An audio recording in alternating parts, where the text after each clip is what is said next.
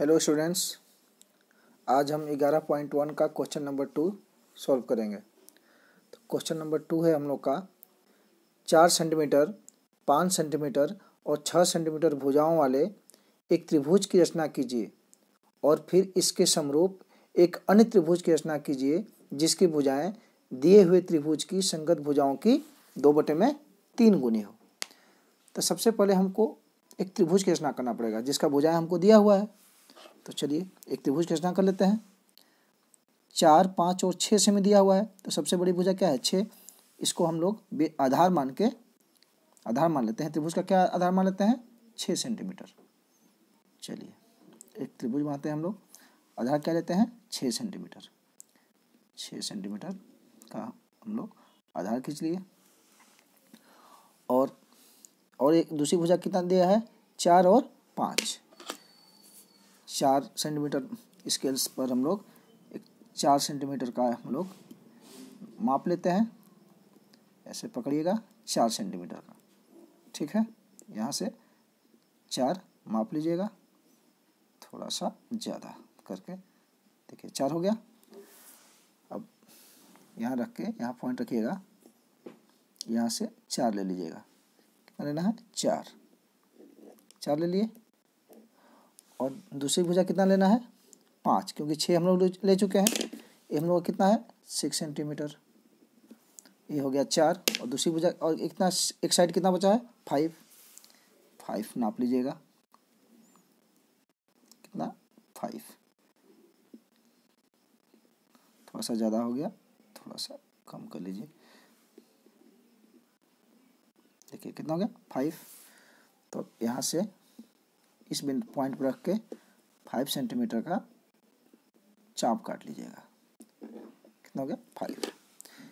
इसका कुछ नाम दे दीजिएगा। इसको मान लीजिएगा A, ये हो गया B, और जहाँ चाप कटा है इसको मान लीजिएगा C। अब आप तीनों को मिला दीजिएगा। स्केल के सहारे आप जो है तीनों को मिला दीजिएगा, ठीक है। चलिए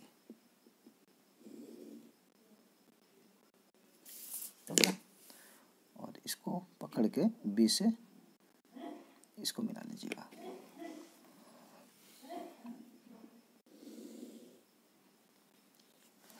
ठीक है। अब त्रिभुज हमारा बनके तैयार हो गया। त्रिभुज हो गया ABC। हमारा एक त्रिभुज बन गया।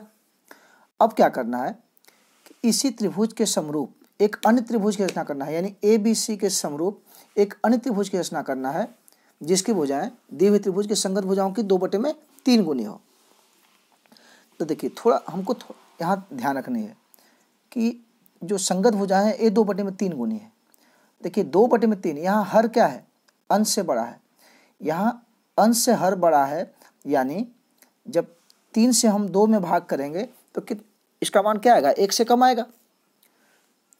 फिर से देखिए आप ध्यान से, यहाँ अंश से हर बड़ा है।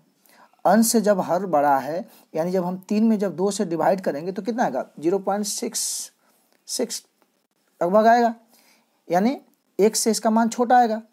जब भी 1 से मान छोटा आए तो हमारा जो त्रिभुज बनेगा इस त्रिभुज से छोटा बनेगा, यानी ABC से छोटा बनेगा, यानी इसके अंदर ही बनेगा त्रिभुज। और जब भी जो अगर हर मान लिया कि हमारा छोटा है अंश से हर छोटा है, तो उसका मान कितना आएगा? 1 से बड़ा आएगा। यानी मान लिया कि 3 ऊपर रहता 2 नीचे रहता, तो मान क्या आता? 1 से बड़ा हो जाता। तो जब मान 1 से बड़ा हो जाएगा तो जो हमारा त्रिभुज बनेगा, समरूप त्रिभुज बनेगा, वो इस त्रिभुज के बाहर बनेगा, यानी इससे बड़ा बनेगा। इतना आपको ध्यान रखना है कि अगर हर बड़ा रहे तो जो त्रिभुज बनेगा वो क्या होगा? इस त्रिभुज से छोटा होगा, यानी इसके अंदर ही बनेगा। और अगर हर छोटा रहे तो उसका मान 1 से बड़ा हो जाएगा। तो 1 से बड़ा हो जाएगा, यानी त्रिभुज जो है बाहर बनेगा। इतना बस आपको ध्यान रखनी है।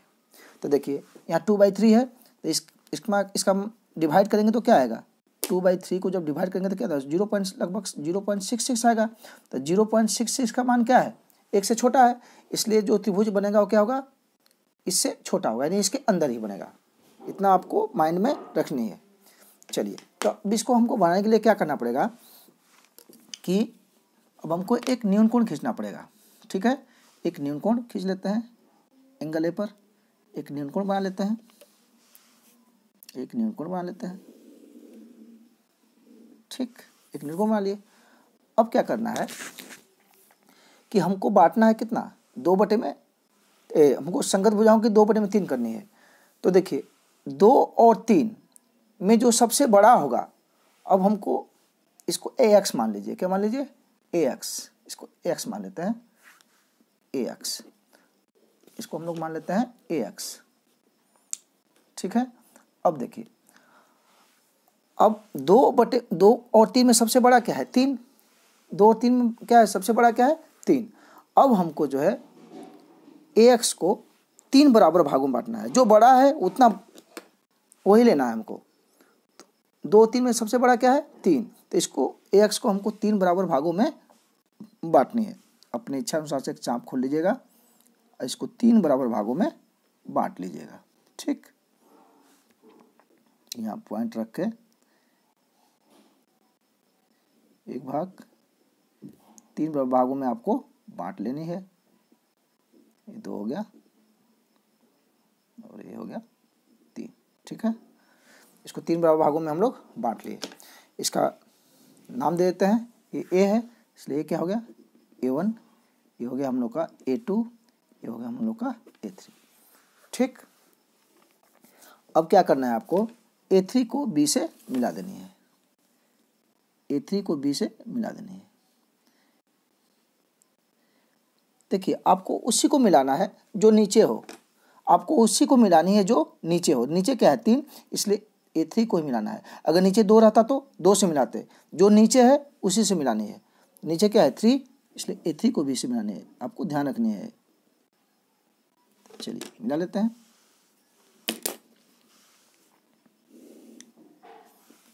मिला दिए BA3। अब क्या करना है आपको?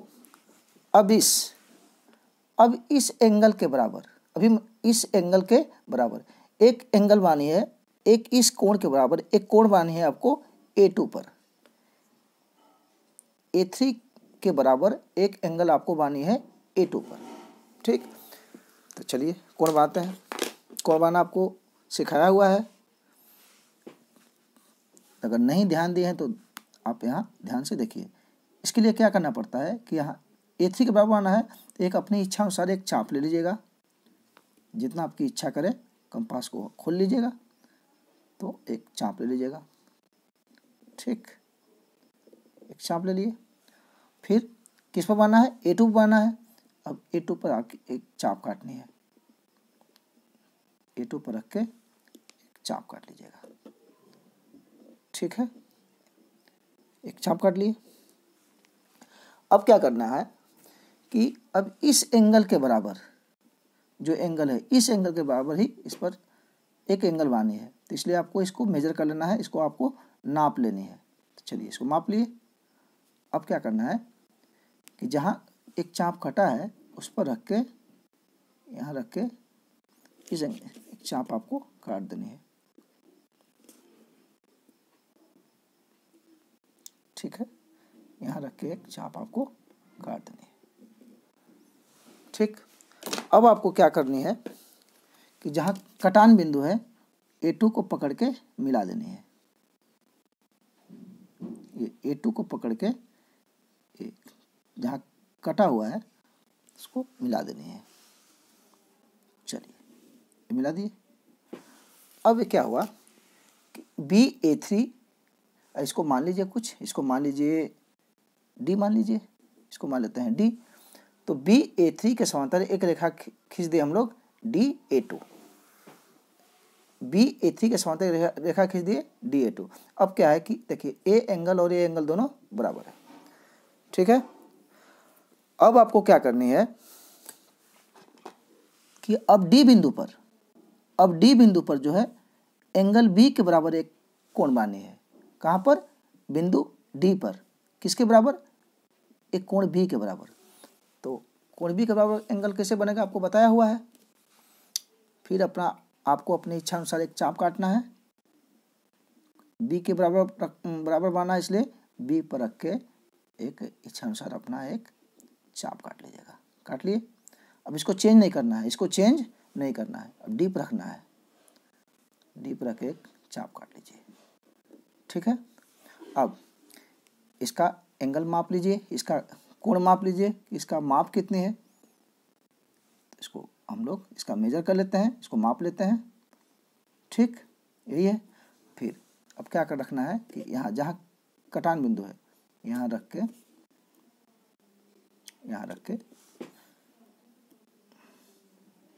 एक चाप काट देनी है। ठीक है।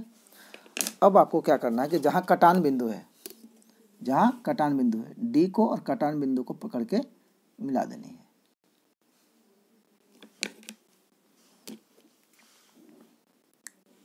ये मिला दिए। अब जो हमारा अभिष्ट त्रिभुज बना वो क्या बना, ए डी, इसको मान लीजिए D dash, A D D dash. अब हम लोग का जो अभिष्ट त्रिभुज बना वो क्या बना, ए डी डी डैश। यही हम लोग का अभिष्ट त्रिभुज है। अब रचना के चरण लिखना है आपको। रचना के चरण लिख लीजिए। रचना के चरण लिख लेता है। तो रचना के चरण यहाँ लिख लीजिए, रचना के चरण।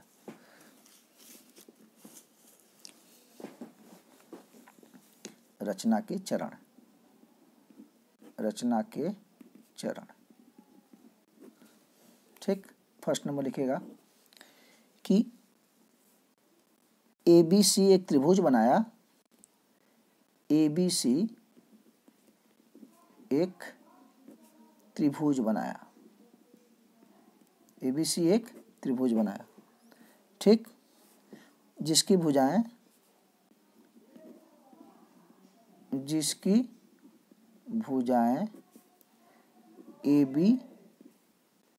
AB 6 सेंटीमीटर, AB बराबर 6 सेंटीमीटर। ठीक है। AC बराबर, AC कितना लिए हैं, 4 सेंटीमीटर, 4 सेंटीमीटर। और BC बराबर 5 सेंटीमीटर। ये कितना है, 5 सेंटीमीटर। BC बराबर 5 सेंटीमीटर, 5 सेंटीमीटर खींचा। ऐसे लिख लीजिएगा। अब सेकेंड चरण में क्या है कि BAX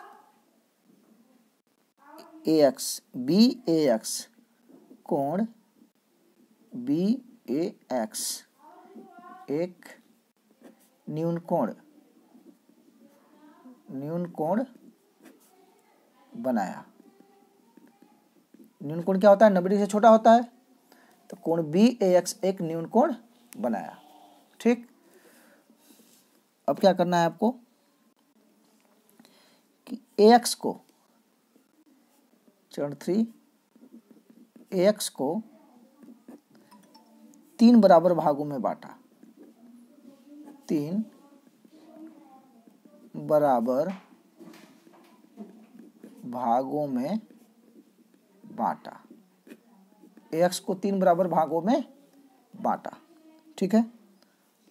चरण 4 में लिखना है आपको, इसका नाम दे दीजिएगा A1 A2 A3, A1 A2 A3।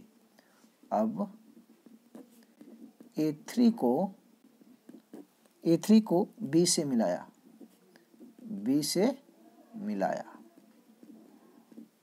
ठीक है। चरण 5 में लिखेगा BA3 के समानांतर, BA3 के समानांतर एक रेखाखंड DA2 खींचा।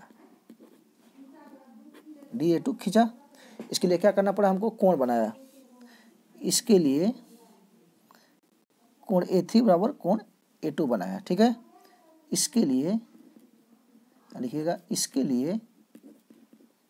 लिए कोण A3 बराबर कोण A2, कोण A3 बराबर कोण A2, A2 बनाया। लिख दीजिएगा। जैसे जैसे किए हैं वैसे वैसे आपको लिखना है, कुछ नहीं करना है। अब चरण 6 में क्या करना है, BC रेखाखंड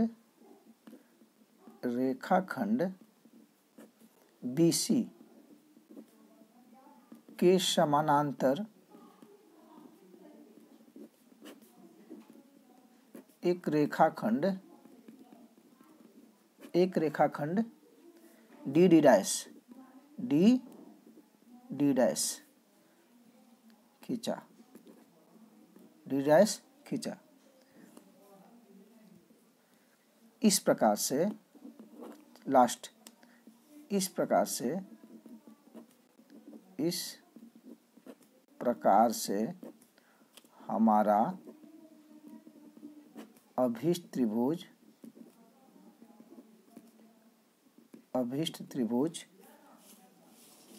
की क्या मिला हमको, AD डैश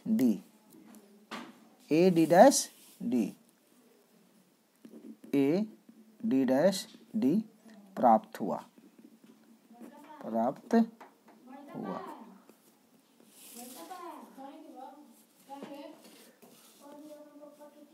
ओके।